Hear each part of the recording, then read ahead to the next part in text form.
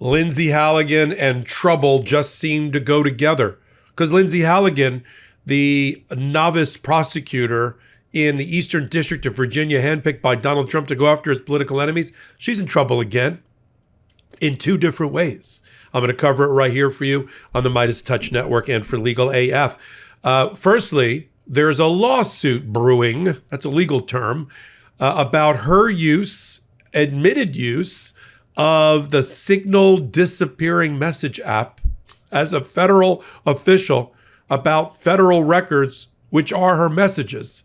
And that all blew out into the open, came out into the open, because there's an article that was written by reporter Anna Bauer, a friend of Legal AF, who I just recently interviewed, in which in that exchange, Lindsay Halligan admitted a number of things. It was unsolicited. She reached out to the reporter without going off the record, and she said, I'm going to comment about the Letitia James prosecution that I alone are handling. I'm going to comment about the grand jury. I'm going to comment about your reporting. And I'm going to use a disappearing messaging app to do it. Okay, that became the heart and soul of a motion that was filed by Letitia James saying she needs to be gagged, Lindsay Halligan, and because of the use of her reaching out to the press and commenting about evidence, that has to stop. But then American Oversight, who brought a similar lawsuit against the federal government at the beginning of the Trump administration, when Mike Waltz, the national security advisor, used the Signal app, the same app, disappearing messages and all, to talk among insiders in the government about a planned attack or bombing on the Houthis of Yemen, about a trade port issue going on there. And Mike Waltz pulled together Marco Rubio and Tulsi Gabbard and Stephen Miller and the vice president and all these people. But he also either fat thumbed it or he did it on purpose. He added Jeffrey Goldberg, the editor-in-chief of the Atlantic magazine, who was there like a fly on the wall watching the Signal chat about the Houthi bombing attack. Everybody got in trouble. Mike Waltz got fired and made the ambassador to Iceland. And there was this lawsuit about the use of the Signal app. So Lindsay Halligan knows better.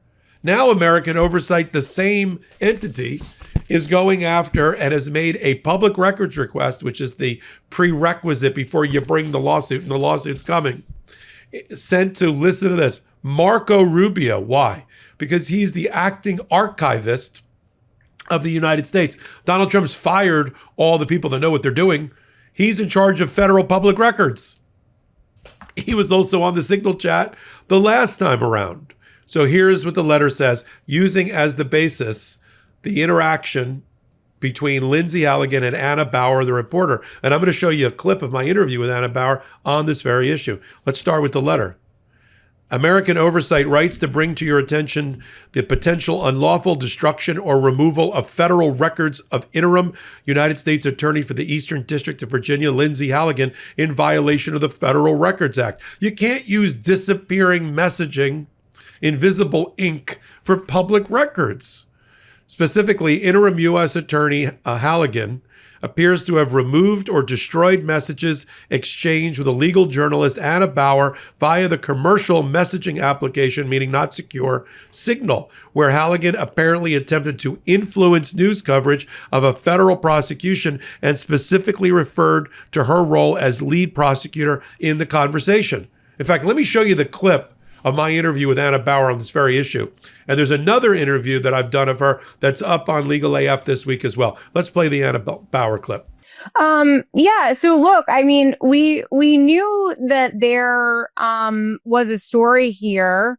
But of course, we wanted to make sure that we were diligently fact checking everything. We needed to confirm that it really was her. It took us a few days to obtain her phone number, and to actually, make sure that and confirm that it really was her. We went through the process, as I said, of speaking with experts, who could speak to us about how unusual this story is. And then also, I was not entirely sure whether she was done talking to me.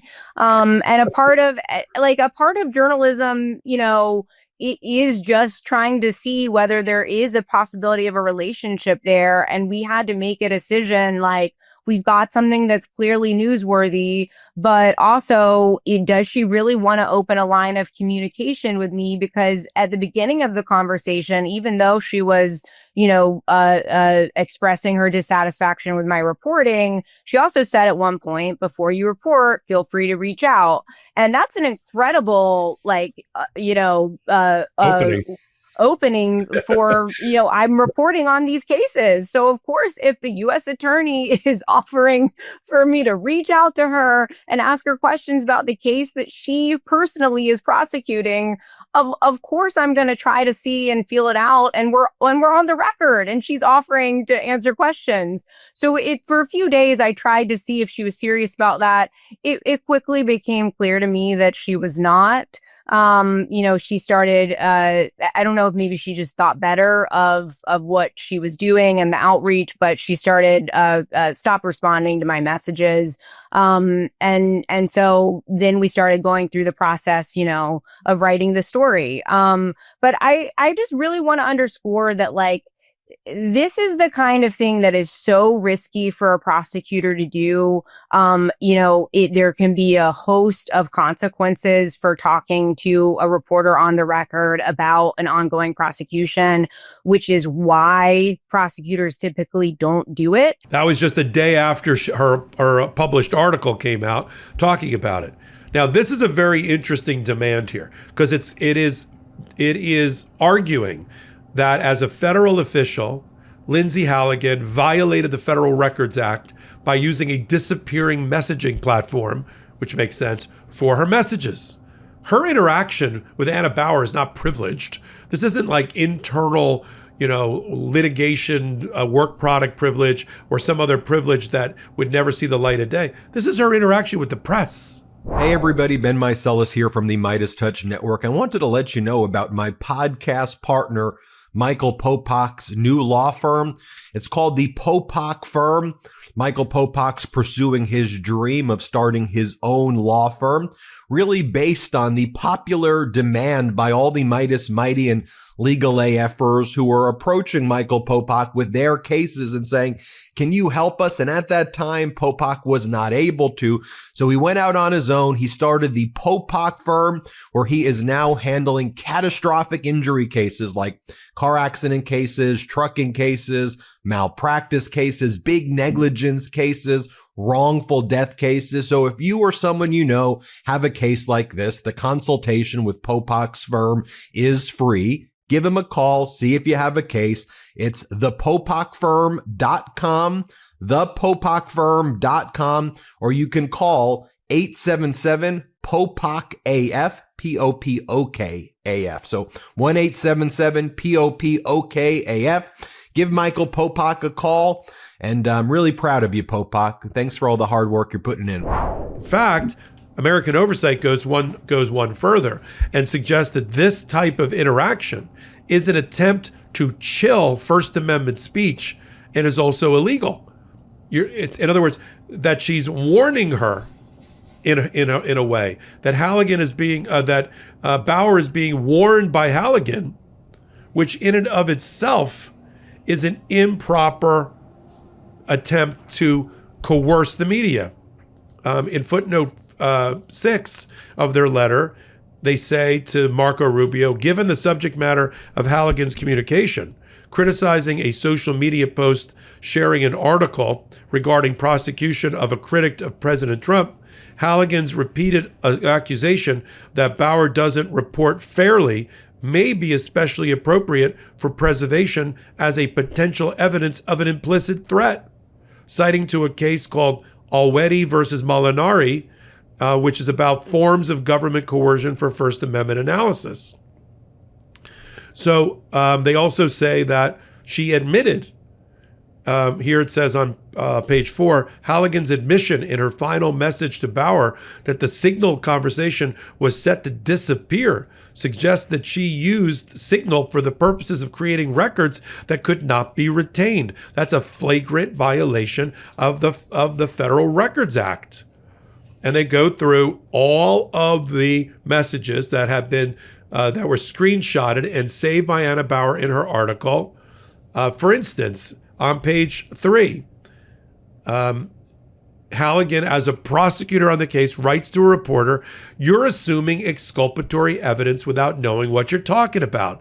It's just bizarre to me. If you have any questions before you report, feel free to reach out to me. But jumping to conclusions does your credibility no good. You should read the indictment. It says she received thousands of dollars in rent." By the way, that's a lie. That's not, she doesn't even understand her own indictment. The indictment doesn't say she received thousands of dollars in rent. It says that she got a benefit from getting a mortgage, claiming to the bank that she was not going to rent it.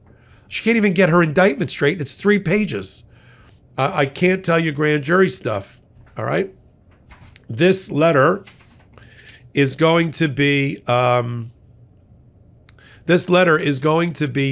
the basis of the lawsuit. Now, they successfully sued about the Signal app that this government did in the beginning of the administration. So I don't understand why they can't get this straight. That's trouble number 1 for Lindsay Halligan. Trouble number 2 is that the 2 motions to get her kicked as a interim U.S. attorney on a violation of 28 U.S.C. 546, the Vacancy Reform Act, that she was improperly, illegally appointed.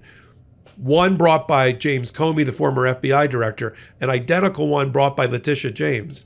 They have now been consolidated into one hearing before a judge that's been assigned that's outside the Eastern District of Virginia.